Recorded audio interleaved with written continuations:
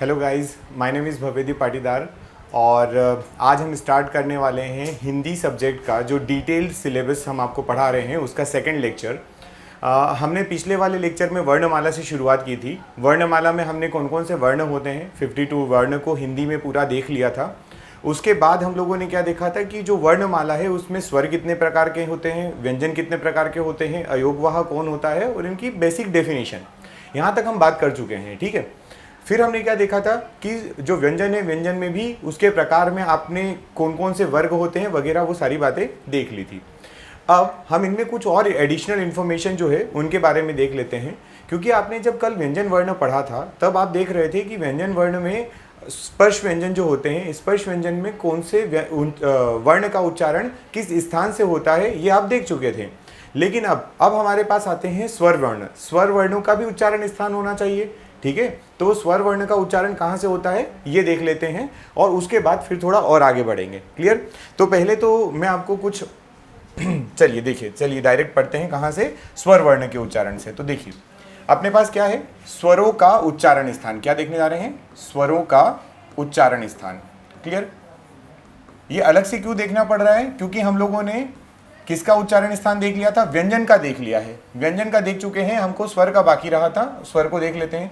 तो स्वर को जब आप उच्चारित करते हैं तो आपके पास स्थान तो क्या है? स्थान यही है, कंठ होगा, तालव्य होगा, मूर्धन्य होगा, ओष्ठ होगा। ठीक है, तो यही आपके उच्चारण स्थान भी आने वाले हैं। क्लियर? चलिए अब देखते हैं अपन कि इनसे कौन कौन शब्द कहाँ कहाँ से, वर्ण कहाँ कहाँ से उच्चारित होते हैं। तो अगर हम बात करें अ या आ की, किसकी बात करें? अ आ की। फिर हमारे पास कौन होता है? छोटा ई, बड़ा ई।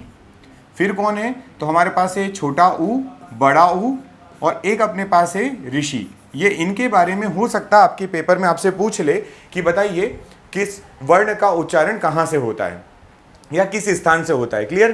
तो सबसे पहले देखते हैं हम हमारा अ आ के लिए। अ आ के लिए का जो उच्चारण स्थान होता है ये होता है आपका कंठ। कहाँ से उच्चारित होता है? कंठ से। इसलिए इन वर्णों को बोला जाता है कंठ। क्या बोला जाता है? कंठ। क्लियर? ये हम बात व्यंजन के लिए कर चुके थे, लेकिन अब बात किसकी है? स्वर की बात कर रहे हैं। क्लियर? फिर ई और बड़े ई की बात करें अगर हम, इसका उच्चारण कहाँ से होता है? तो इसका उच्चारण होता है तालु से। कहाँ से होता है? तालु से। इनका उच्चारण स्थान माना गया तालु, इसलिए इनको बोला जाता है तालव्य। क्या बोला जाता है? तालव्य। ठीक है, चलिए फिर उसके बाद ऊ और बड़ा ऊ जो है इसके उच्चारण स्थान की बात करते हैं। कहाँ से उच्चारित होता है? तो ऊ और ऊ जो होता है इसके उच्चारण के समय आप अपने ऊ ओठ का प्रयोग करते हैं, तो इसलिए हम यहाँ बोलेंगे कि इनका उच्चारण जो होता है वो कहाँ से होता है? होठ से होता है। इसलिए ये वर्ण ओष्ठ्य वर्ण कहे जाते हैं। क्या कहे जाते हैं? ओष्ठ्य वर्ण। ठीक है, उसके बाद ऋषि जो है, ऋषि का उच्चारण कहाँ से होता है? तो री जब आप बोल रहे हैं ऋषि तो आपकी जीभ किधर जा रही है? मूर्धा की तरफ। किधर जा रही है? मूर्धा की तरफ। मतलब हम इनको बोल देंगे कि ये कैसे हैं? ये ऋषि जो है ये मूर्धन्य है। क्या है ये? मूर्धन्य। यहाँ तक ठीक है। ये आपकी बात थी किसकी? स्वर की। स्वर में आपको इतना ध्यान रखना है। ठीक है, चलिए तो इसको मैं कवर कर देता हूँ। ये आपको इंपॉर्टेंट है, आप इसको डायरेक्टली याद रख लेंगे कि किस वर्ण का उच्चारण कहाँ से हो रहा है। एक चीज़ अभी और देख लेते हैं और क्या याद रखना है आपको। तो आप जब हिंदी पढ़ रहे हैं तो हिंदी में आपके पास जो व्यंजन आते हैं, क्या आते हैं? व्यंजन आते हैं। इन व्यंजन को अगर हम ध्यान से देखें तो व्यंजन का भी स्पर्श व्यंजन, व्यंजन में भी कौन? स्पर्श व्यंजन। सारे स्पर्श व्यंजन जो होते हैं उन स्पर्श व्यंजन का जो सभी वर्ग होते हैं, स्पर्श व्यंजन का भी क्या? सभी स्पर्श व्यंजन के पांचवे वाले वर्ण। कौन से वर्ण? पांचवे वर्ण जो होंगे, सभी स्पर्श व्यंजन के पांचवे जो वर्ण होंगे उनको हम बोलते हैं पंचमाक्षर। क्या बोला जाता है? पंचमाक्षर। क्लियर? ये तो बात अपनी हो ही गई थी। और ये जो पंचमाक्षर हैं इनको जब आप उच्चारित करते हैं तो सभी जो होते हैं उन सभी का उच्चारण नाक से होता है, इसलिए इसको बोला जाता है अनुनासिक। क्या बोलते हैं इनको? अनुनासिक। तो ये बात आप ध्यान रखिएगा। अनुनासिक किनको कहा जाता है? तो वो कहा जाता है आपके सभी वर्गों के पंचमाक्षर को। किसको बोलते हैं? सभी वर्गों के पंचमाक्षर। ये बेसिक चीज़ थी, दो बातें जो आपकी किस में इंपॉर्टेंट थी। आप जब पढ़ रहे हैं कि आपका वर्णमाला में क्या क्या चीज़ें हैं, वहाँ पर आपको याद रखना जरूरी था। ठीक है, चलिए इसके बाद थोड़ा आगे बढ़ते हैं। आगे बढ़ने में हम क्या पढ़ेंगे? अब तो अब हम हिंदी के बाद देखिए, या तो हम स्टार्ट कर दें इसका इतिहास, बट हिंदी के इतिहास से ज़्यादा इंपॉर्टेंट अभी आपके लिए क्या है, जो आपके पेपर में डायरेक्टली ज़्यादा क्वेश्चन आने वाले हैं, तो वो है हिंदी का व्याकरण। ठीक है, तो हम व्याकरण जब स्टार्ट करेंगे तो इस व्याकरण में सबसे पहले क्या पढ़ें, तो वही जो चीज़ सबसे ज़्यादा वेटेज रखती है, सबसे ज़्यादा जिसका आपसे क्वेश्चन पूछा जा सकता है, तो उसको हम पहले देख लेते हैं। क्या पढ़ने वाले हैं अब हम व्याकरण में? तो हम व्याकरण में सबसे पहले पढ़ेंगे हम लोग संधि। क्या पढ़ेंगे? संधि।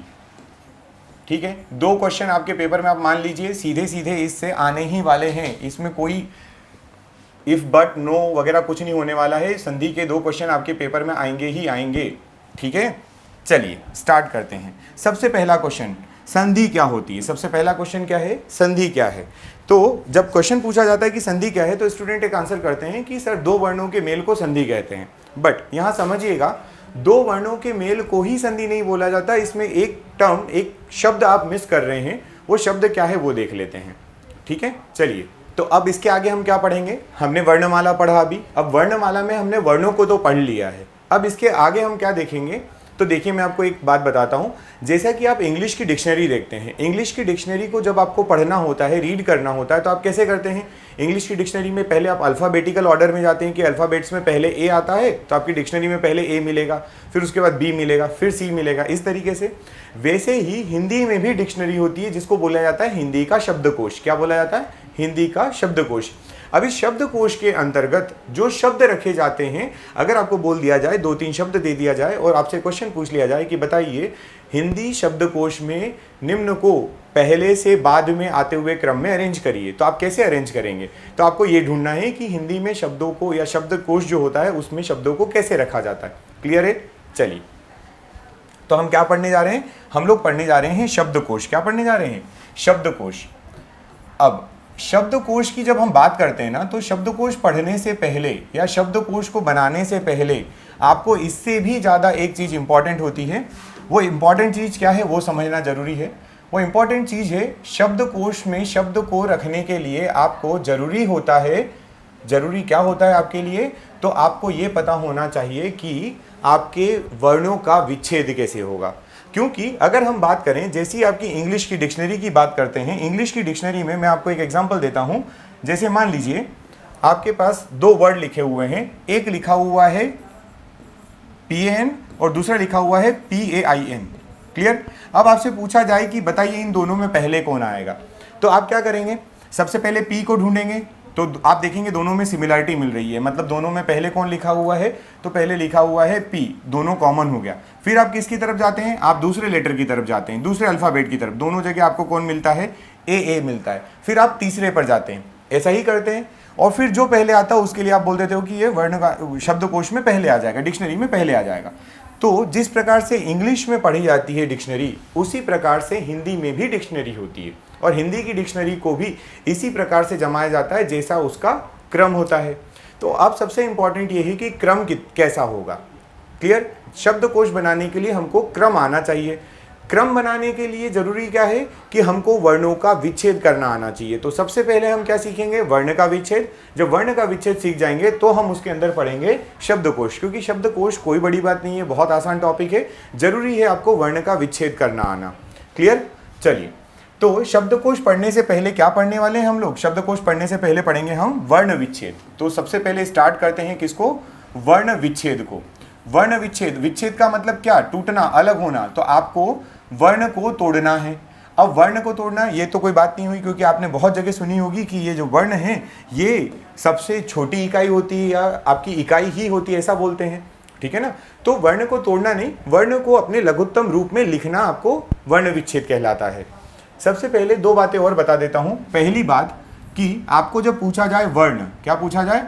वर्ण, तो आप कहेंगे कि वर्ण जो है वो लघुत्तम वर्ण जो है वो क्या है? लघुत्तम लिखित इकाई है। क्या है ये?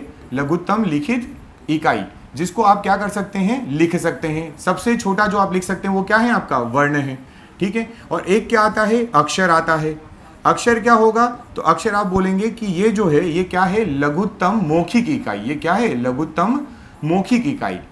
ठीक है? और अक्षर का एक और मतलब क्या होता है कि अक्षर वो जिसका क्षय ना हो, जिसका क्षय ना हो या मतलब जिसका ह्रास ना हो, जो खत्म ना हो। क्लियर है ये बात? तो ये 2-3 बातें आपको याद रखना है। वर्ण को जब लिखा जाता है, लिखने के टर्म में आप अगर बोलें कि लघुत्तम इकाई छोटी, तो आप वर्ण बोलोगे। बोलने के टर्म में मौखिक है ना, तो आप उसको बोलोगे अक्षर। और एक और आता है जिसको आप और देख लीजिए, ध्वनि। ध्वनि क्या है? तो ध्वनि एक सार्थक इकाई होती है, लघुत्तम सार्थक इकाई। ठीक है, ठीक है, सार्थक हो ना हो, इकाई जरूर होती है। कौन सी? तो मौखिक, जो उच्चारण के समय आएगी। कैसी आएगी? उच्चारण के समय। ठीक है, तो ये बात याद रखना। चलिए और कुछ बता देते हैं आपको इसके बाद। तो एक चीज और समझ लीजिए साथ ही में, अगर ये बात आ गई है अभी, तो एक चीज क्या होती है, आपने देखा होगा कि जैसे हमारी बॉडी होती है, हमारी बॉडी के ऑर्गन्स जो होते हैं वो कैसे बनते हैं, आप साइंस में पढ़ते हो, वैसे उसी प्रकार से हिंदी में भी कुछ कुछ है। अब वो क्या है वो देख लेते हैं। ठीक है, तो देखिए, सबसे पहले अगर मैं आपसे बोलूं तो सबसे छोटा क्या होगा, तो सबसे छोटा होता है वर्ण। सबसे छोटा क्या होता है? वर्ण। वर्ण के बाद क्या बनेगा, तो वर्ण से आप बना सकते हैं अक्षर। क्या बना सकते हैं? अक्षर। अक्षर से मिलकर क्या बनेगा, तो अक्षर से मिलकर बन सकता है आपका शब्द। अक्षर से मिलकर क्या बन सकता है? शब्द। शब्द को मिलाकर आप क्या बना सकते हैं, तो शब्द को मिलाकर आप बना सकते हैं पदबंध। क्या बना सकते हैं? पदबंध। और पदबंध को ही क्या बोला जाता है, तो इसका नाम है उपवाक्य। क्या नाम है इसका? उपवाक्य, जहां पर एक से ज्यादा शब्द जिसमें शामिल हो। और फिर उपवाक्य को मिलाकर आप क्या बना सकते हैं, तो आप बना सकते हैं वाक्य। ये आपको एक सीक्वेंस याद रखना है जो ऐसा होता है कि वाक्य को अगर आप तोड़ोगे तो आपको क्या मिलेगा? उपवाक्य। उपवाक्य को तोड़ोगे तो आपको शब्द, शब्द तोड़ोगे तो अक्षर, और अक्षर तोड़ोगे तो वर्ण मिलेगा। और सबसे छोटी इकाई अभी आपने बोली कि लघुत्तम मौखिक इकाई जो होती है वो क्या कहलाती है, सॉरी लिखित इकाई जो होती है वो क्या कहलाती है, तो वो वर्ण कहलाती है। ठीक है, तो अब हम पढ़ने क्या जा रहे हैं? वर्ण विच्छेद पढ़ने जा रहे हैं। क्या पढ़ने जा रहे हैं? वर्ण विच्छेद। तो देखते हैं जरा वर्ण विच्छेद कैसे होता है। चलिए सबसे पहले वर्ण विच्छेद की बात कर लेते हैं।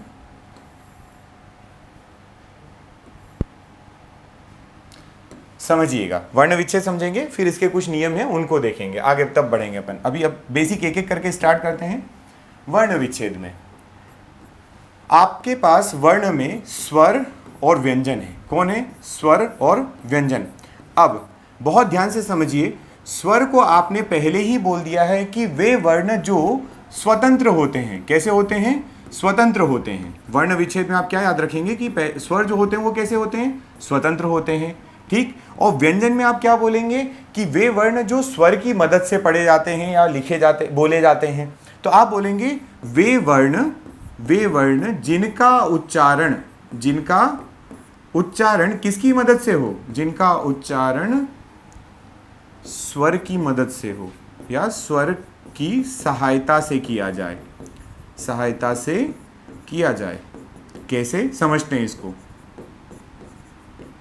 चलिए कैसे हैं तो समझते हैं। पहली बात, स्वर का मतलब ये है कि स्वतंत्र हैं, स्वतंत्र हैं, मौलिक हैं अपने आप में, इनको किसी की मदद की जरूरत नहीं होती। लेकिन व्यंजन को होती है। कैसे? अभी देखिए, मान लीजिए आप कोई भी व्यंजन ले लीजिए, आपके पास लिखा हुआ है क। क्या लिखा हुआ है? क लिखा हुआ है। ठीक है, आप देखते हैं वर्णमाला में क कुछ इस प्रकार से लिखा होता है। ठीक है, तो ये जो क है ये एक्चुअल में कैसा लिखा हुआ है? ये क्या है? ये एक अक्षर है। ये क्या है? एक अक्षर है जिसको आपने उच्चारित किया है। अक्षर जिसको आप मौखिक रूप से बोलते हैं। क्या करते हैं? मौखिक रूप से बोलते हैं। ठीक है, मतलब आपने क बोला, अब आप क बोलकर देखिए, क जब आप बोलेंगे तो आप क अ की ध्वनि का उच्चारण कर रहे हैं। मतलब इसमें क और इसके साथ में कौन है? अ जुड़ा हुआ है ना? तो आपने ये जो पीछे अ का उच्चारण किया है उसकी वजह से आपका ये जो शब्द लिखा हुआ, ये जो वर्ण लिखा था, ये पूर्ण हो रहा है। क्या हो रहा है? पूर्ण हो रहा है। तो मैं ये बोल सकता हूँ यहाँ से डायरेक्टली कि आपका ये जो क था, जो व्यंजन वर्ण था, उस व्यंजन में वो वर्ण और उसके साथ में एक कौन? एक स्वर आता है। कौन आता है? एक स्वर आता है, तब जाकर वो क्या होता है? पूर्ण बनता है। ये क्या है? ये अपूर्ण व्यंजन है। ये कैसा है? अपूर्ण व्यंजन। क्यों? क्योंकि इसके नीचे लगा हुआ है हलंत। क्या लगा है? हलंत। ये जो चिन्ह दिख रहा है इसको हलंत कहा जाता है। और अपूर्ण व्यंजन है, हलंत लगा हुआ है, इसीलिए इसको आप बोलते हो आधा वर्ण या इसको बोलते हो आधा व्यंजन। क्या बोलते हो इसको आप? आधा व्यंजन। जब इस आधे व्यंजन का योग किसके साथ हो जाए, किसी स्वर के साथ हो जाए, जैसा कि यहाँ पर अ के साथ हो रहा है, तो जब इसके साथ ये मिल जाता है तो ये तो आपका क्या हो गया, स्वर। अब इस अपूर्ण व्यंजन को या आधे व्यंजन को स्वर के साथ आप बोलिए। आप जो उच्चारित करते हैं, उच्चारित जो करते हैं वो ये क करते हैं। उच्चारित करते समय जो ध्वनि निकलती है वो ये वाली है। उच्चारित करते समय वर्ण जो पढ़ा जाता है वो कौन सा वर्ण है, वो ये वाला है, ना कि ये वाला। क्योंकि इसको आप, ये हलंत वाले का को आप नहीं पढ़ सकते हो, ये आधा व्यंजन है। आधा व्यंजन मतलब एक वर्ण जरूर है लेकिन अक्षर नहीं है। अक्षर को आप क्या कर सकते हैं, मौखिक रूप से उच्चारित कर सकते हैं। वर्ण को आप क्या कर सकते हैं, लिख सकते हैं। तो क्या मैं यहाँ से बोल सकता हूँ कि मेरा जो ये क है, एक्चुअल में ये क अक्षर है, क क्या है, अक्षर है, और ये जो क और हलंत के साथ जो क लिखा हुआ है और ये जो अ लिखा हुआ है, ये दोनों अपने आप में वर्ण हैं। क्या है, ये वर्ण है। ठीक है यहाँ तक। चलिए थोड़ा सा आगे बढ़ते हैं और इसको आपको समझाते हैं एक शब्द लेकर। जैसे क ही लिया है अपन ने, तो हम ले लेते हैं कल। बेसिक एग्जांपल ले रहा हूँ, बिल्कुल छोटा, कल लिखा हुआ है। आपको बोला गया है कि आप इसका मुझे वर्ण विच्छेद करके बताइए। क्या करिए, इसका वर्ण विच्छेद करिए, तोड़िए इसको। आप कितना छोटे से छोटे शब्द वर्णों में इसको कितना तोड़ सकते हैं वो आपसे पूछा गया है। तो वर्ण विच्छेद करते हैं। कल लिखा हुआ है, कैसे लिखेंगे इसको, तो आप पहले बोलेंगे कि क जो आया वो हलंत वाला आधा, उसके साथ में योग हुआ है अ का, फिर उसके साथ में ल आया जो आधा है जिसके साथ में हलंत है, और आगे आया इसका अ। कल कल क क्लियर। चलिए ये क्या कहलाएगा, ये कहलाएगा एक शब्द। क्या कहलाएगा, एक शब्द। क्योंकि ये किससे बना है, ये अक्षर से मिलके बना है। किससे मिलके बना है, अक्षर से, तो इसको शब्द कहेंगे। शब्द की छोटी इकाई अक्षर। तो मैं यहां बोल सकता हूं एक शब्द, और इसमें कितने अक्षर, दो अक्षर। कौन से दो अक्षर, तो एक क और एक ल। और जो अक्षर होता है उससे क्या क्या वो किससे बना होता है, अक्षर वर्णों से मिलके बना होता है। तो क्या मैं बोल सकता हूं कि यहां पर टोटल 4 वर्ण है, 4 वर्ण है। क्यों, 1 2 3 और 4। ठीक है। और अब इसके बाद आप इनको और ज़्यादा नहीं तोड़ सकते हैं। मतलब आप कल को अधिकतम इस प्रकार से लिख सकते हैं। अगर आपसे कोई पूछे कि आप बताइए राम जो लिखा हुआ है, क्या लिखा है, राम जो लिखा है, इस राम में का पहले तो वर्ण विच्छेद करो। कैसे करेंगे, आप बोलेंगे र लिखा है, फिर उसके साथ में किसकी मात्रा है, आ की मात्रा है, तो आप आ की मात्रा लगाइए रा, और फिर आप बोलेंगे म, और फिर उसके बाद आप बोलेंगे अ। यहाँ तक ठीक है। तो आपके लिए राम में, इस राम में ये शब्द कितना हो गया, एक शब्द। दूसरा, यहाँ पर कितने अक्षर हैं, आप कहेंगे ये 2 अक्षर हैं। फिर आप बोलेंगे टोटल वर्ण कितने हैं, तो आप बोलोगे 4 वर्ण हैं। क्यों, 1 2 3 4। ठीक है। चलिए एक और जो कन्फ्यूज़न होता है स्टूडेंट्स को, वो मैं आपको मैं खुद ही बता देता हूँ। क्या स्टूडेंट क्या कन्फ्यूज होते हैं स्टूडेंट्स, किस चीज़ से कन्फ्यूज होते हैं वो देखते हैं। देखिए क्या करते हैं आप लोग कि जब आपको बोला जाता है कि आप राम को विभक्त करिए, किसको विभक्त करिए, चलिए यही समझा देता हूँ आपको मैं कलर चेंज करके। राम को विभक्त करिए। पता है आप कैसा विभक्ति करते हैं, आप विभक्त ऐसे करते हो, आप बोलते हो र, यहाँ तक ठीक करते हो, फिर बोलते हो आ, यहाँ भी ठीक करते हो, फिर यहाँ लिख देते हो अ, और फिर उसके बाद म का विच्छेद कर देते हो। अब इस केस में 2 चीज़ गलत हो गई। पहली बात तो ये कि आपका वर्ण विच्छेद गलत हो गया। पहला क्या गलत हो गया, वर्ण विच्छेद। और दूसरा क्या गलत हुआ है, अगर आपसे गलती से वर्णों की संख्या पूछी होती तो वर्णों की संख्या कितनी आती राम में, 4 आती, लेकिन जो आपने विच्छेद किया उसके अकॉर्डिंग तो 5 हो गई, है ना। तो गलत क्या है, गलत ये है कि जब कभी आपके पास एक स्वर आ जाता है, क्या आ जाता है, एक स्वर ऑलरेडी आ जाता है, एक स्वर ऑलरेडी आ जाता है, तो आप दूसरे स्वर को यूज नहीं करेंगे, क्योंकि एक स्वर को उच्चारित करने के लिए दूसरे स्वर की आवश्यकता होती ही नहीं है ना। तो आप यहाँ पे केवल क्या बोलोगे, ये आपका रा बना है और ये आपका म बना है, जैसा कि हमने ऊपर किया था। यहाँ तक बात समझ में आई। ये सही तरीका है विच्छेद करने का। ठीक, चलिए और थोड़ा आगे बढ़ते हैं। मान लीजिए आपके पास अगला शब्द जो है वो लिखा हुआ है गौरव। क्या लिखा है, गौरव। अब गौरव को आप तोड़िए, विच्छेद करिए। कैसे करोगे, पहले दिख रहा है आपको ग, फिर आपको दिख रहा है ओ की मात्रा।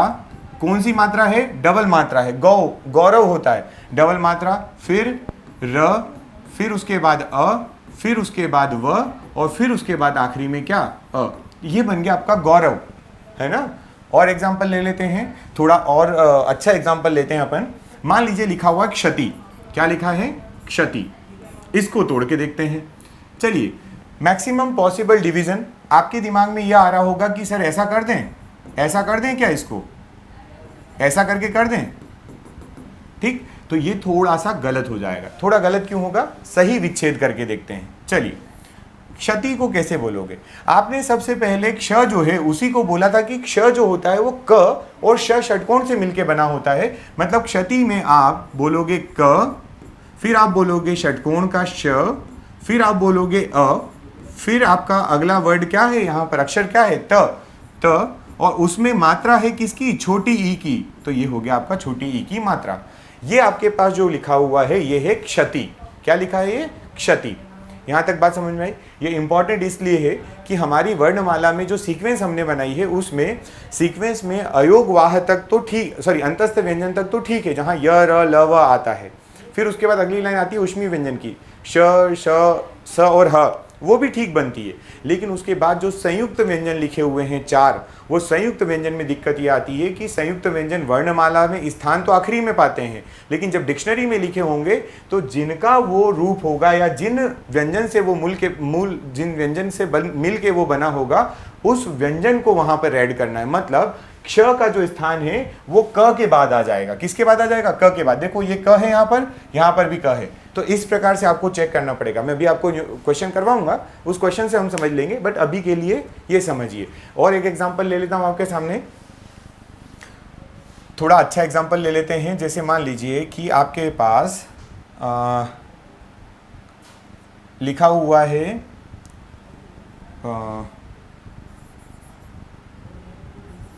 अंशतः। क्या लिखा हुआ है, अंशतः। अब इसको तोड़ के देखते हैं अपन। अंशतः लिखा है, ठीक। इसमें आपको दो बातें पता चल जाएंगी। एक तो अनुस्वार जो हमारे अयोगवाहक में पहले आता था अनुस्वार, और दूसरा जो हमारा विसर्ग वाला है अयोगवाह। दोनों अयोगवाह इसमें प्रयुक्त हुए हैं, इसलिए शब्द लिया है। तो देखते हैं इसको। अंशतः को जब आप तोड़ोगे तो आप क्या बोलोगे, पहले नंबर पे लिखा है अन। क्या लिखा है, अन। क्यों, क्योंकि अ के ऊपर क्या है, अनुस्वार है। फिर उसके बाद कौन है, श। तो हम डायरेक्टली यहाँ पे लिखेंगे श, और श के साथ में क्यों कौन आएगा, एक स्वर, तो वो आया अ। और फिर क्या लिखा हुआ है, तह। तो पहले तो आप बोलोगे कि व्यंजन क्या है, त, और उसके साथ में किसका प्रोनाउंसिएशन हो रहा है, अह का। तो ये लीजिए, ये लिखा है अंशतः। क्या लिखा है, ये अंशतः। उम्मीद करता हूं कि ये इतने 3-4 क्वेश्चन करने के बाद शायद आपको ये वर्ण विच्छेद बात समझ में आई होगी, वर्ण विच्छेद की। और कुछ लें क्या हम, एकाध कोई वर्ण अगर ऐसा होता है तो एकाध कुछ और ले लेते हैं अपन, तो जो थोड़ा सा डिफ़िकल्ट हो, जो आपको लगे भी कि हाँ हमने कुछ अलग किया है, देख लेते हैं। जैसे फॉर एग्ज़ाम्पल, चलिए मैं ले लेता हूँ एग्ज़ाम्पल अपने अकॉर्डिंग, ठीक है। जैसे एग्ज़ाम्पल में मान लीजिए हमको दिया हुआ है ग्रह। क्या दिया है, ग्रह। इसको तोड़ के देखते हैं, ठीक है। अब इस ग्रह को आपने पिछले वाले लेक्चर में देखा है, आपने पूरा लेक्चर देखा होगा, वहाँ हमने रेफ बिंदु बताया था, रकार। तो रकार को देख लेते हैं। इस ग को जब आप इसको पढ़ोगे तो आपने बोला है गृह। क्या पढ़ा है, ग्रह। गृह नहीं है, मैंने पहली बार में गृह बोला, ठीक है, लेकिन ये क्या है, ग्रह है। तो आप बोलोगे ग, इसके साथ में कौन है, इसके साथ में र है। र भी कैसा है, आधा है, तभी तो वो ऐसे लिखा हुआ है, अदरवाइज वो पूरा लिख देते हैं, ठीक है। और ग्रह अ ह, ग्रह ह अ, ये देखिए जो आप उच्चारित करेंगे, अगर आपका उच्चारण ठीक है तो आपका काम ऑटोमेटिकली समझ लीजिए बन गया। यहीं से उच्चारण सही है मतलब बात बन गई, ठीक। इसी के जैसा मैं सिमिलर एक और शब्द ले लेता हूं। शब्द है गृह। क्या है, गृह। इसको तोड़ के देखते हैं। यहां पे कौन लिखा है, ग, तो हमने बोल दिया ये हो गया आपका ग। फिर कौन है, तो री की मात्रा, ग्री, री, तो आपका हो जाएगा ये ऋषि का। फिर उसके बाद अगला कौन है, ह। तो अच्छा, आप इसके बाद अ नहीं लगाएंगे। अ क्यों नहीं लगाएंगे, क्योंकि देखिए स्वर आ गया, स्वर मूल स्वतंत्र है, बताने की जरूरत नहीं है अलग से, है ना। इसके बाद आप क्या लिखेंगे, ह, और फिर क्या लिखेंगे, तो आप लिखेंगे अ। ये है आपका ये गृह का, ठीक है। ग्रह में कितने वर्ण हैं, ग्रह में टोटल 5 है। ग्रह में कितने, 5। गृह में कितने हैं, 4 हैं, ठीक है। यहां तक समझ में आ गई होगी बात आपको। चलिए आगे बढ़ते हैं। अब हम जाएंगे किसके ऊपर, जो हमारा टॉपिक है। हमारा टॉपिक क्या है, शब्दकोश पढ़ना। तो हम शब्दकोश देख लेते हैं अब। ठीक है, ये आपने क्या देखा, वर्ण विच्छेद। ये कुछ एग्जांपल्स हैं आपके सामने, ये क्या थे, सारे के सारे उदाहरण थे। चलिए अब अपन देखते हैं।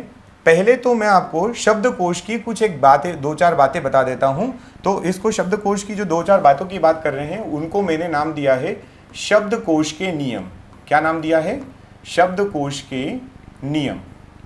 आपको कुछ बातें याद रखना है। अगर आपको ये शब्दकोश के नियम बनते हैं, अगर आपको शब्दकोश के नियम पढ़ना आ गया, समझ में आ गया, तो ये समझ लीजिए कि आपका काम आसान है। फिर आपको कोई कुछ इस शब्दकोश के मामले में आप हमेशा आंसर कर पाएंगे। ठीक है, चलिए तो सबसे पहले शब्दकोश के नियम में देखते हैं।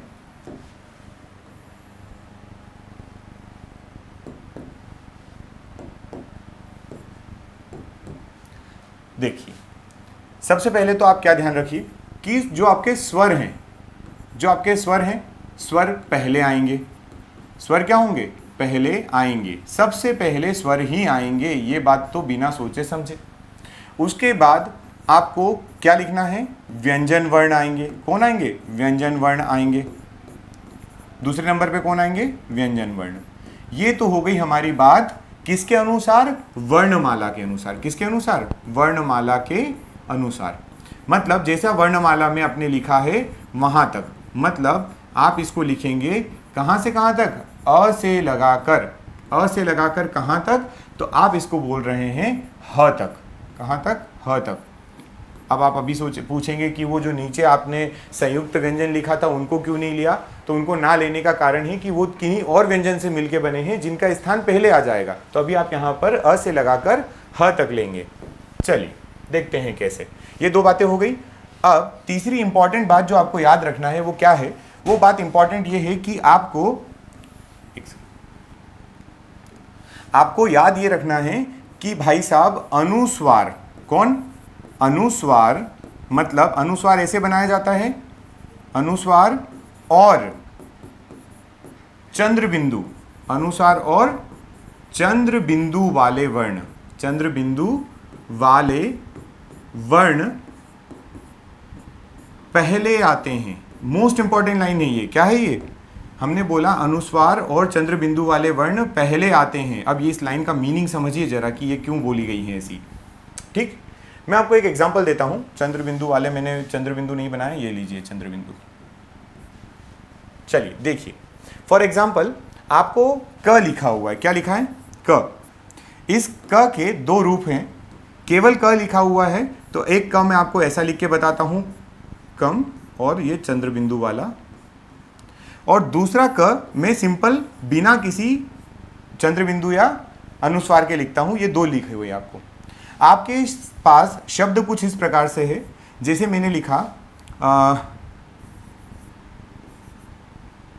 कप और दूसरा लिखा कंप। ठीक है, अब आपको बोला जाए कि बताइए आपके पास ये दो वर्ण शब्द लिखे हैं, ये कौन पहले आएगा, मतलब आपकी डिक्शनरी में या शब्दकोश में पहले कौन आएगा।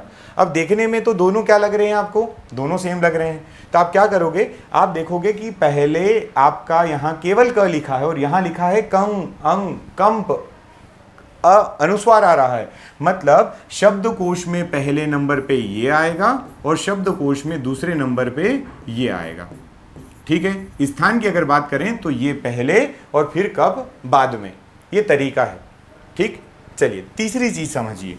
तीसरी चीज क्या है, तीसरी चीज ये है कि जब भी कभी आप ये पढ़ते हैं, शब्दकोश पढ़ते हैं, तो उसमें आप सबसे पहले ध्यान रखेंगे किनका, वर्ण का। सबसे पहले ध्यान किसका ये मैं आपको बता रहा हूं, इसका मतलब मैं आगे वाले एग्जाम्पल में समझाऊंगा।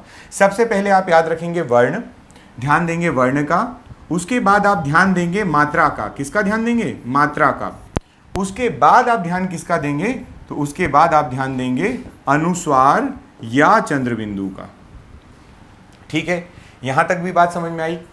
और एक बात बता देते हैं, लास्ट बात जो है वो क्या है कि इन सब के होने के बाद आपको एक चीज और याद रखना है कि आपका जो आधे वर्ण होते हैं, क्या होते हैं, आधे वर्ण। आधे वर्ण मतलब आधे व्यंजन, क्योंकि स्वर को तो आधा कर नहीं सकते आप, तो आधे व्यंजन जो होते हैं वो अंतिम स्थान पाते हैं। कौन सा स्थान पाते हैं, अंतिम स्थान पाते हैं। चलिए, ये इतनी बातें हो गई कि अगर आपके पास दो चीज़ें लिखी हुई हैं, जैसे मैं आपको एग्जांपल दूं तो यही क को अगर मैं लूं तो इसका एक प्रकार और देखिए जिसमें लिखा हुआ है क कुछ इस प्रकार से। तो आप क्या बोलोगे कि ये वाला क जो है ये पहले आ जाएगा और ये वाला क बाद में आएगा। ये बात आपको ध्यान रखना है। इतने इसके नियम देखना है। अब नियम के आधार पे मैं आपको एक इसका क्या बता देता हूँ, एग्जाम्पल बता देता हूँ। उस एग्जाम्पल के अनुसार आप इसको सॉल्व करने की कोशिश करेंगे। करें क्या सबसे पहले? चलिए तो सुनिएगा। एग्जाम्पल यहीं बताऊँ या आगे बता देता हूँ? चलिए आगे बताता हूँ, सुनिए। नियम ही एक्सप्लेन कर रहा हूँ, एग्जाम्पल तो आपको देखने की जरूरत भी नहीं पड़ेगा, ऐसा समझ में आ जाएगा। नियम देखिए, नियम बोलता है आपको, नियम क्या बोल रहा है? नियम में बोला गया है कि अनुस्वार वाला पहले, तो अनुस्वार वाला या चंद्र बिंदु वाला पहले, फिर उसके बाद बिना अनुस्वार वाला तो बिना अनुस्वार वाला। ये हो गया सेम वर्ण की बात है। वर्ण के बाद आप किसको देखते हो? मात्रा को देखते हो। तो भाई साहब मात्रा का और का, इसमें भी चंद्र बिंदु अनुस्वार और चंद्र बिंदु वाला पहले और फिर उसके बाद बिना अनुस्वार चंद्र बिंदु वाला। मतलब पहले नंबर पे ये आएगा, दूसरे पे ये आएगा, तीसरे पे ये आएगा, चौथे में ये आएगा, फिर अगले में कौन हो जाएगा? किम, या फिर कुछ इस प्रकार से। अगर यहाँ पे चंद्र बिंदु है तो, और नहीं है तो फिर ये की हो जाएगा। तो ये आपका नंबर होगा 5वां, ये नंबर होगा आपका 6ठा। चलिए, वर्ण देखा, फिर हमने मात्राएं देखी और फिर उसके बाद क्या देखा कि ऊपर चंद्र बिंदु या अनुस्वार पहले क्या आ रहा है। अब मैं आपको एक और दूसरा एग्जांपल देता हूं। मान लीजिए आपके पास लिखा हुआ है कुछ इस प्रकार से कि ये लिखा है क और फिर नीचे लिखा है खी। ठीक है, मान लीजिए ये लिखा है कंपन और ये लिखा हुआ है खिड़की। ये दो आपके सामने क्या लिखे हैं? शब्द लिखे हैं। अब यहाँ पे क्या होगा? सबसे पहले क्या चेक करेंगे आप? सबसे पहले वर्ण चेक करते हैं। तो आप यहाँ पे नो डाउट बोल देंगे कंपन पहले नंबर पे और खिड़की दूसरे नंबर पे। ये एक एग्जाम्पल हो गया आपका। चलिए दूसरा एग्जाम्पल, जिसमें आपको किसको देखना है? मात्राओं को देखना है। हम ले लेते हैं, हम देख लेते हैं। एक बोलते हैं कीमत और दूसरा बोलते हैं कीमत। ये दो शब्द हैं आपके पास। जब इनको आप देखोगे तो कैसे देखोगे कि इन दोनों में, इसमें क्या है? छोटी ई की मात्रा है। इसमें कौन सी है? बड़ी ई की मात्रा। पहले क्या लिखा है? क। दोनों में क्या लिखा हुआ है? क लिखा हुआ। साथ में कौन जुड़ा हुआ है यहाँ पर? बड़ा ई। यहाँ पर कौन जुड़ा हुआ है? छोटा ई। तो इन दोनों में बड़ा छोटे में बड़ा बाद में आएगा, छोटा पहले आ जाएगा। तो छोटे के लिए छोटा पहले नंबर पे और फिर ये डिक्शनरी में दूसरे नंबर पे। ये बात हुई किसकी? मात्राओं की, है ना। ये किसकी बात हो गई? मात्रा वाली बात हो गई अपनी। तीसरी क्या बात बची कि आपको ये जो बताया था, जैसा ये देखिए आप, ये जो एग्जाम्पल है आपका, ये तीसरा जो हम बता रहे हैं ना, तीन आपको चीजें ध्यान रखना है। कौन सी तीन चीजें? तीन चीजें, वर्ण का पहला ध्यान, मात्रा का दूसरा ध्यान और फिर तीसरा ध्यान आपको इनका रखना है, अनुस्वार और चंद्र बिंदु का। तो तीसरा ध्यान आपका इस पे गया, फिर इस पे गया। अगर आपको कब देखना है ये? आपको तब देखना है जब आपका वर्ण क्या हो? समान हो और साथ में कौन समान हो? मात्रा भी समान हो। वर्ण और मात्राएं क्या हो? समान हो। ठीक है, क्लियर? वर्ण और मात्रा समान, तो आप ये ध्यान रखोगे। वर्ण और मात्रा भी समान और साथ में ऊपर अनुस्वार या चंद्र बिंदु भी समान, तो आप उस वाले वर्ण को छोड़कर अगले वाले वर्ण पर चले आएंगे। अगले वाले वर्ण से आप पता करेंगे कि क्या आएगा। क्लियर यहां तक? चलिए, तो इसको हम अपने प्रैक्टिकल उदाहरण के थ्रू समझते हैं, प्रयोग करके, यूज करके समझते हैं। शब्द अपन लेते हैं, कुछ उदाहरण के लिए कुछ शब्द ले लेते हैं। जैसा पहला शब्द जो है वो हम ले लेते हैं ज्वाला। क्या ले लेते हैं? ज्वाला। ठीक, चलिए मैं आपको इसका एक बहुत प्यारा एग्जाम्पल लेता हूँ जो जनरली मैं क्लास में भी करवा देता हूँ। अगला ले लीजिए आप ज्वर, है ना। तीसरा ले लीजिए आप ज्येष्ठ,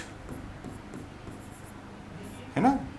ज्वाला मतलब अग्नि, आग। ज्वर मतलब बुखार। ज्येष्ठ मतलब बड़े, श्रेष्ठ। और एक ले लीजिए आप ज्ञान। क्या ले लीजिए? ज्ञान। ये चार शब्द लीजिए और आप बताइए इन चार शब्दों में पहले कौन आएगा डिक्शनरी में? इनको सही क्रम में आपको जमाना है डिक्शनरी में आने वाले क्रम के अनुसार।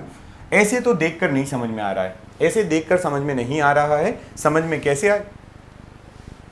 पहले शब्दों को विच्छेद करिए। क्या करिए? शब्दों का विच्छेद करिए। उसके बाद समझिए, देखिए ज्वाला को कैसे लिखोगे? ज तो आधा है, ज किसके साथ जुड़ा हुआ है? व के साथ। व में मात्रा कौन सी है? आ की। फिर क्या है? ला है। तो ल के साथ में कौन आया? आ आया। ये हो गया ज्वाला का वर्ण विच्छेद। अगला कौन है? ज्वर है। ज्व कैसे होगा? तो ज कौन है? आधा। फिर कौन जुड़ा हुआ है? व। फिर कौन जुड़ा हुआ है? व। ज्व र। फिर कौन है? र। और फिर अ। यहां बात समझ में आई? यहां पर आ की मात्रा आई, पीछे स्वर क्यों नहीं लिखा? क्योंकि स्वर आ गया था। आ की मात्रा आई, स्वर क्यों नहीं लिखा? आ भी अपने आप में स्वर है और स्वर पे आपका वर्ण विच्छेद खत्म हो जाता है। ज्येष्ठ को कैसे लिखोगे? तो ज है, फिर उसके साथ में कौन लिखा है? य लिखा हुआ है। मात्रा कौन सी है? ए की मात्रा है, तो मात्रा चढ़ा दो ए की। सिंगल है या डबल है? सिंगल है, तो आपने बोला सिंगल मात्रा चढ़ाएंगे, छोटी वाली ए की मात्रा। फिर कौन लिखा है? षटकोण का लिखा हुआ है। फिर कौन है?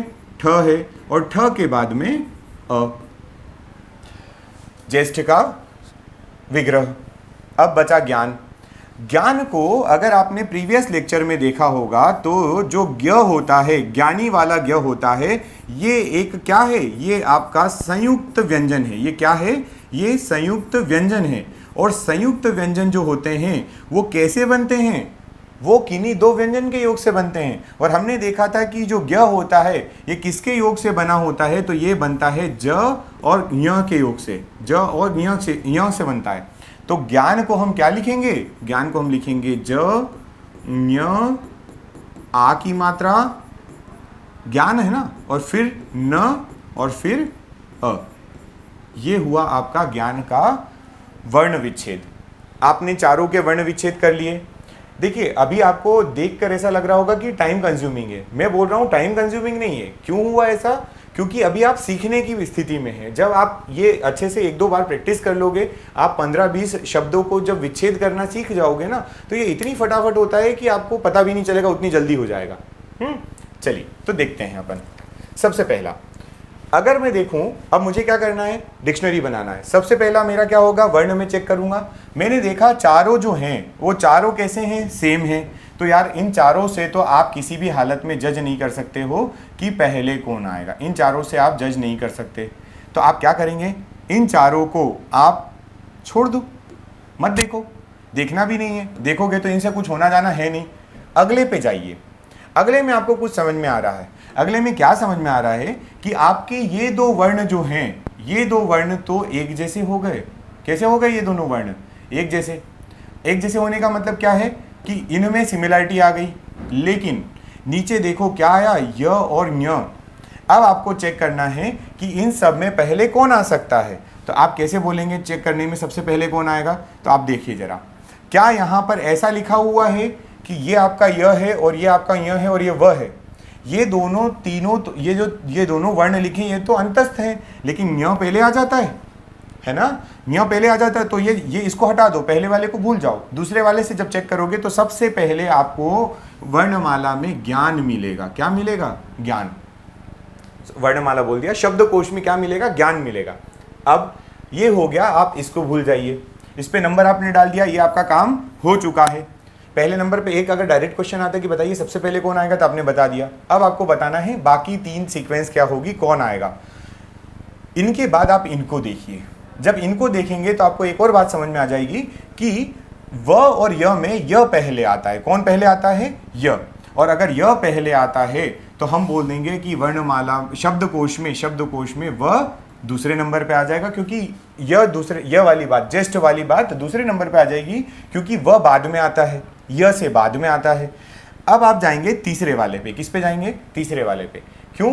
क्योंकि दो तो हो गए, इन दो के बचे हुए की सीक्वेंस देखना है आपको। कैसे देखेंगे आप? पहला वाला सेम, दूसरा वाला भी सेम, तीसरे पे जाइए। जब आप तीसरे पे जाएंगे तो यहां पर आपको एक चीज दिख रही है बहुत प्यारी सी, और वो दिख रहा है आपको आपका अ और आ। क्या दिख रहा है? अ, और नीचे क्या दिख रहा है? आ।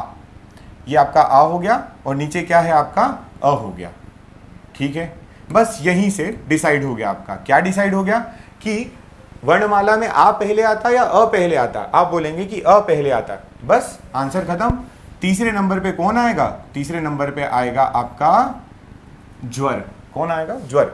और फोर्थ नंबर जो बचा हुआ है उस फोर्थ नंबर पे आपका आ जाएगा, फोर्थ नंबर पे आ जाएगा आपका ज्वाला। ये है सीक्वेंस। अब आप समझिए, देखिए पहले नंबर पे ज्ञान, फिर ज्येष्ठ, फिर ज्वर और फिर उसके बाद ज्वाला। इस तरीके से आपको मिलेगा किसमें? डिक्शनरी में। तो ये बात आपको ध्यान रखना है कि अगर ज्ञान आएगा तो आप डायरेक्टली आंसर नहीं कर देंगे कि ज्ञान का मतलब होता है कि ये तो वर्णमाला में आखिरी में रखा हुआ है, तो ऐसा आंसर नहीं होता है। आंसर कैसे निकाले जाते हैं? जब आप उसको विच्छेद करके देखते हैं। क्लियर यहां तक?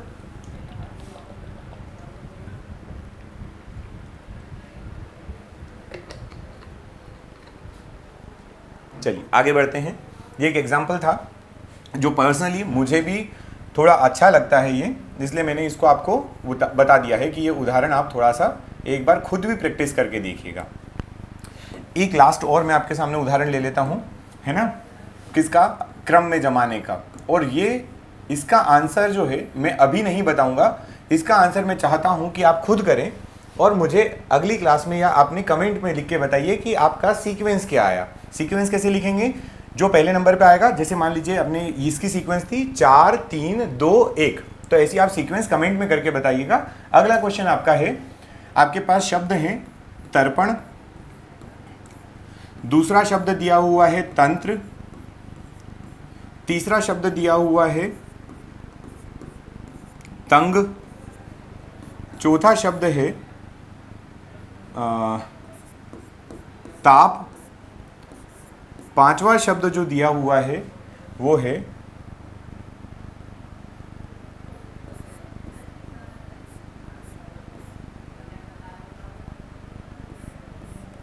त्रय। कुछ शब्द है या नहीं है मैंने बनाया हुआ है ना। फिर लिखा हुआ है तिर्यक, और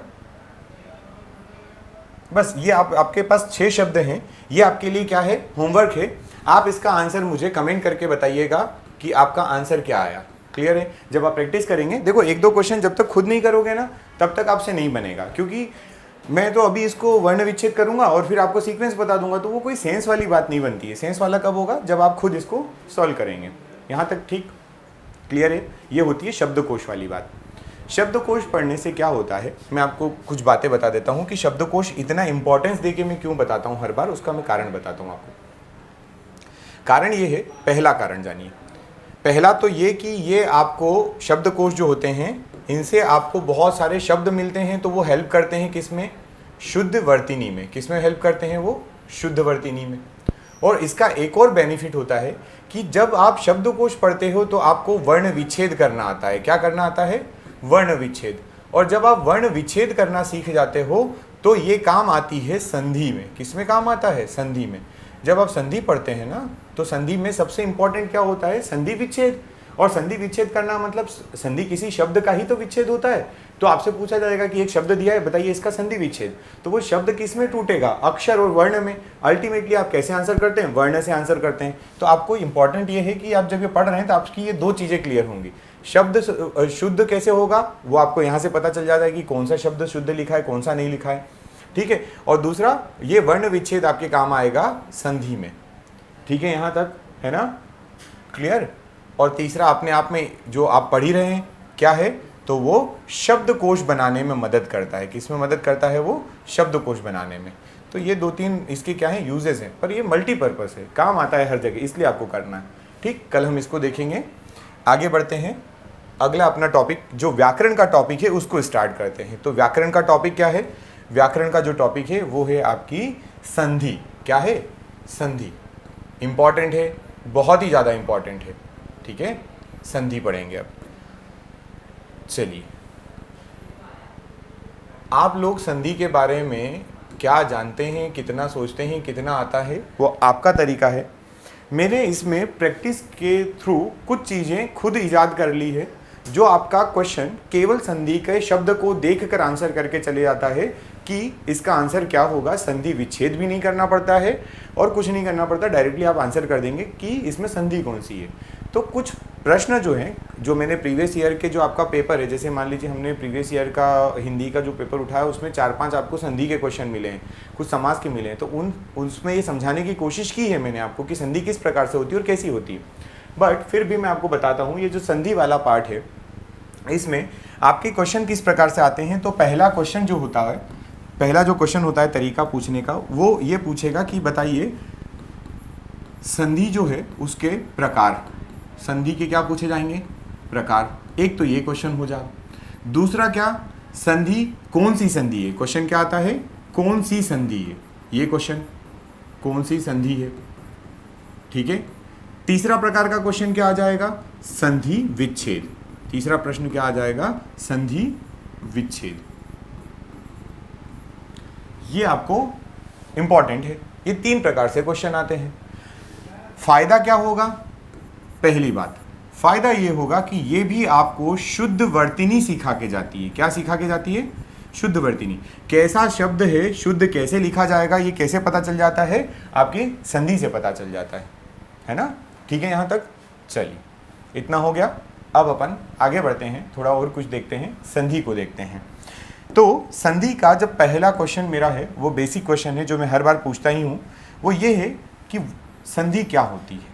पहला क्वेश्चन क्या है, संधि क्या होती है। स्टूडेंट्स का जनरली जो आंसर आता है, सामान्यतः आंसर करते हैं, वो बोलते हैं कि सर 2 शब्दों के मेल को संधि कहते हैं। क्या बोलते हैं, 2 शब्दों के मेल को संधि कहते हैं। अब मैं बोल रहा हूँ कि ये डेफिनेशन जो है ये थोड़ी सी अधूरी है। कारण हम पढ़ते हैं, समझते हैं, क्यों अधूरी बोला गया उसका कारण जानते हैं। संधि की परिभाषा, सबसे पहले तो अपन क्या देखने वाले हैं, संधि की परिभाषा। परिभाषा हम बोलेंगे 2 या 2 से अधिक। आप बोलेंगे सर 2 से अधिक भी, हाँ कभी कभार, पर जनरली 2 या 2 से अधिक शब्दों के मेल से, किससे, मेल से जो विकार उत्पन्न होता है। क्या उत्पन्न हो, जो विकार, विकार को आप क्या बोलते हैं, परिवर्तन। क्या बोलते हैं, परिवर्तन उत्पन्न होता है। थोड़ा गलत लिख दिया है, उत्पन्न होता है, उसे संधि कहते हैं। पहली बात तो इस डेफिनेशन को इम्पॉर्टेंट रखना। इम्पॉर्टेंट क्या है इसमें, वो बातें याद रखना। पहली चीज शब्दों के मेल, इंपॉर्टेंट। दूसरा वर्ड जो है वो है विकार। क्या है, विकार। ठीक है, ये 2 बातें याद रखना। अब मैं आपको समझाता हूं कैसे। देखिए संधि में क्या होता है, जब हम केवल 2 शब्दों की बात करें तो समझना जरा, जो विकार होता है उसका स्थान भी इंपॉर्टेंट है। क्या इंपॉर्टेंट है, विकार का स्थान क्या होगा वो भी इंपॉर्टेंट है। संधि जो होती 2 शब्दों से बनी होगी। मान लिया मैंने ये प्रथम शब्द है, इसका योग किसके साथ हो रहा है, किसी दूसरे शब्द के साथ हो रहा है। तो क्या मैं ऐसा बोल सकता हूं कि ये मेरा प्रथम शब्द है, ये मेरा क्या है, प्रथम शब्द है, और ये मेरा क्या है, द्वितीय शब्द है। यहाँ पे बात समझ में आई इतनी, है ना। तो आपने ये बात बोली कि प्रथम शब्द और द्वितीय शब्द। अब यहाँ पर जो भी लिखा हो, जो भी आपका क्या हो, एग्जाम्पल हो, आप एक एग्जाम्पल लेके देख लीजिए। जैसे हम उदाहरण लेते हैं, उदाहरण में हम लोग ले लेते हैं उदाहरण महर्षि का। किसका ले लेते हैं, महर्षि का उदाहरण ले लेते हैं। महर्षि जो है इसको लिखते हैं महाधन ऋषि। क्या लिखते हैं, महाधन ऋषि। मैं अभी केवल समझा रहा हूँ, मैं अभी आपको कोई भी संधि नहीं पढ़ा रहा हूँ, मैं आपको बता रहा हूँ संधि समझने का। जो मैंने अभी आपको पहले बोला कि आप संधि देख के बता देंगे, तो कैसे बताते हैं आप समझिए। विकार की बात कर रहे हैं तो सबसे इंपॉर्टेंट ये है, विकार यहाँ और यहाँ होता है। ठीक है, विकार जो एरो बना के आपको बताया गया है, ये जो चिन्ह बनाए गए हैं, विकार यहाँ होता है। मतलब ये जो शब्द लिखा है उसमें आ की मात्रा है, आखिरी में आ की मात्रा है, और ये लिखा हुआ है ऋषि। ये क्या लिखा हुआ है, ऋषि। इन दोनों में, इन दोनों के मेल से विकार उत्पन्न होगा। क्या उत्पन्न होगा, विकार उत्पन्न होगा। ये बहुत इंपॉर्टेंट बात है, देखने में बहुत आसान लगती है, लेकिन आपको ये बात ध्यान रखना ही है। इससे आधे से ज़्यादा संधि के प्रश्न तो यूं ही बन जाते हैं, सोचना भी नहीं पड़ता है, ऐसे ही बन जाते हैं संधि के प्रश्न। ठीक है, तो देखते हैं जरा अब इसका मीनिंग क्या बोलने वाला था मैं आपको, क्या मतलब है। चलिए इसके बाद एक और समझिए, क्या ये प्रथम शब्द था और ये द्वितीय शब्द था? आपने कहा हाँ बिल्कुल था। तो विकार कहाँ हुआ? विकार हुआ इसके आखिरी में और इसके शुरुआत में। तो मैं बोल रहा हूं प्रथम शब्द का अंतिम वर्ण, क्या बोला हमने, प्रथम शब्द का अंतिम वर्ण और द्वितीय शब्द का प्रथम वर्ण, द्वितीय शब्द का प्रथम वर्ण जब विकार किसमें उत्पन्न हो, जब विकार उत्पन्न हो प्रथम शब्द के अंतिम वर्ण में और द्वितीय शब्द के प्रथम वर्ण में, तब कहलाती है संधि। क्या कहलाती है? संधि। विकार उत्पन्न होना चाहिए, और विकार का मतलब क्या है? परिवर्तन। इसका मतलब ये है संधि का पहला वाला शब्द और संधि का आखिरी वाला शब्द, पहले वाले शब्द का पहला वाला वर्ण और आखिरी वाले शब्द का द्वितीय शब्द का अंतिम वाला वर्ण, दोनों कांस्टेंट होते हैं, अनचेंज्ड होते हैं, बिना परिवर्तन के आ जाते हैं। ठीक है यहां तक? चलिए, तो अब समझिएगा क्या बात है। मैं आपको दो एग्जांपल देता हूं। पहला एग्जांपल समझते हैं, पहला एग्जांपल समझते हैं। लिखा हुआ है रेलगाड़ी। क्या लिखा है? रेलगाड़ी। दूसरा एग्जांपल लिखा हुआ है, दूसरा एग्जांपल ले लीजिए आप, अभी अभी आया था दिमाग में, महर्षि हो गया ना, चलो आप ले लो हिमालय। क्या ले लीजिए? हिमालय। अब इसको देखो, ये क्या लिखा हुआ है? जब आप इसको तोड़ोगे रेलगाड़ी को, तो ये लिखा हुआ है रेल प्लस गाड़ी,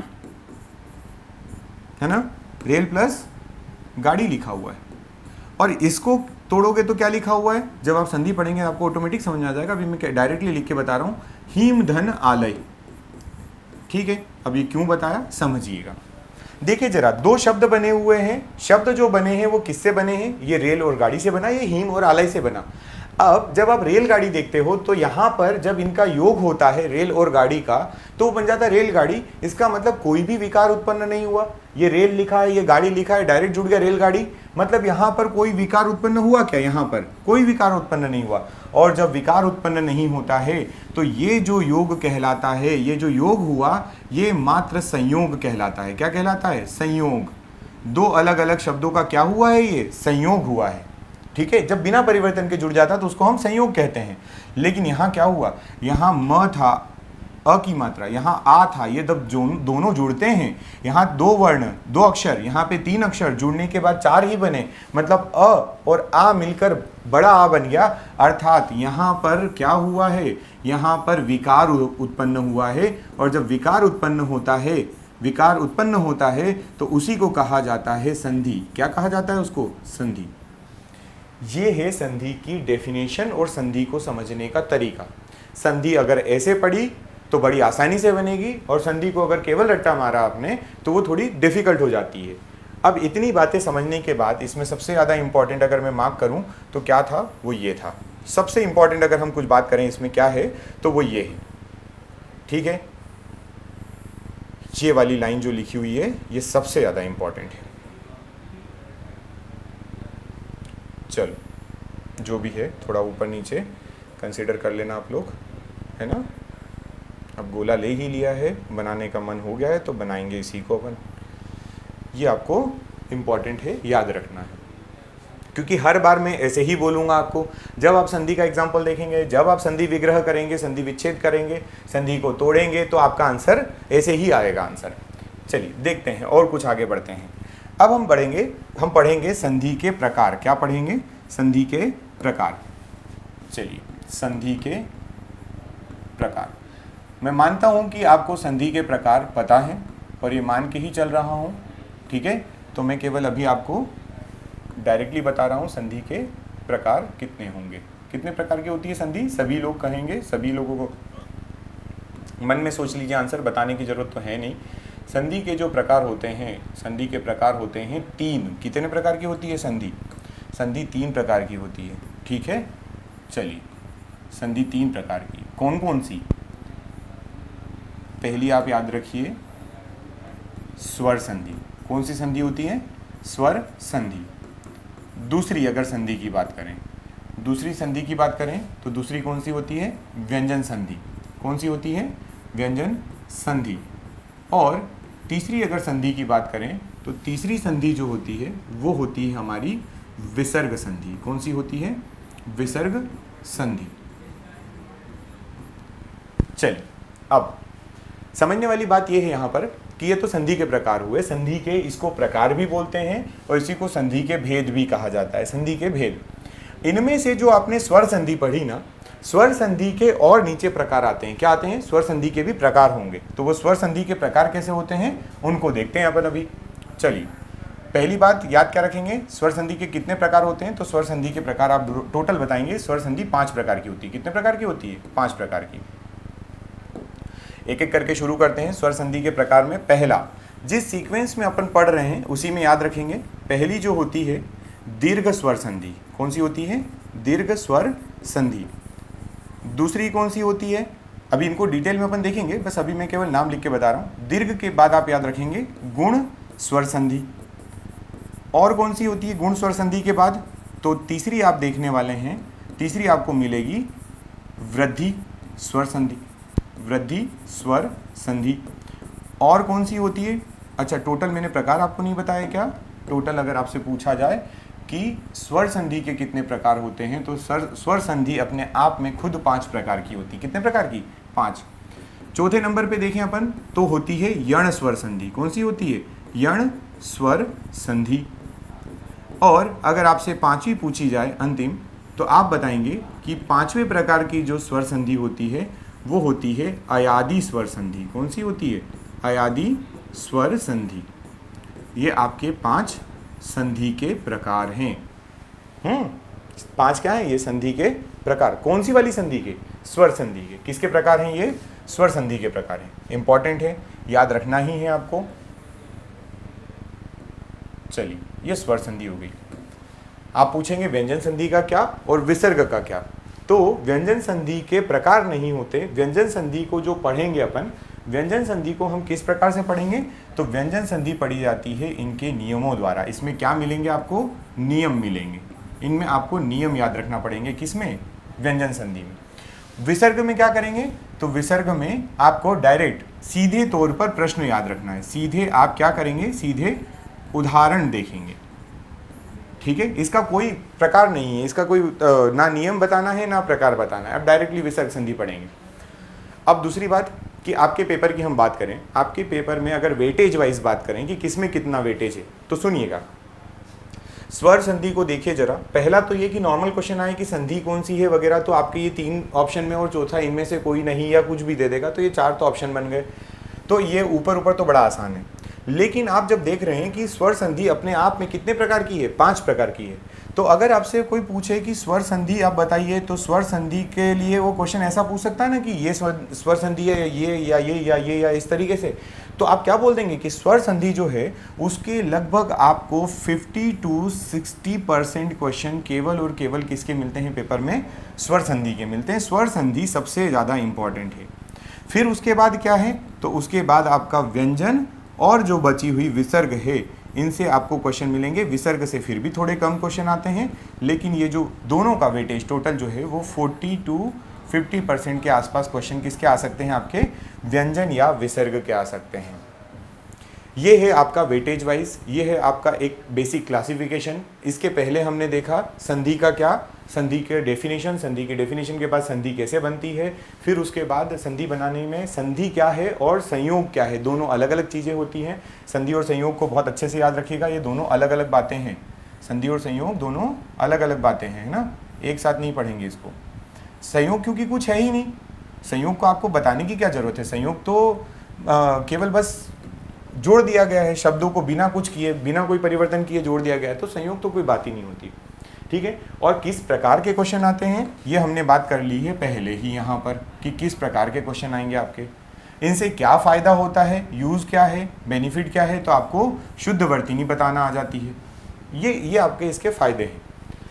अब एक एक करके हम स्टार्ट करेंगे क्या, संधि और संधि के अंदर उसके प्रकार। ठीक है, यहाँ तक चलिए।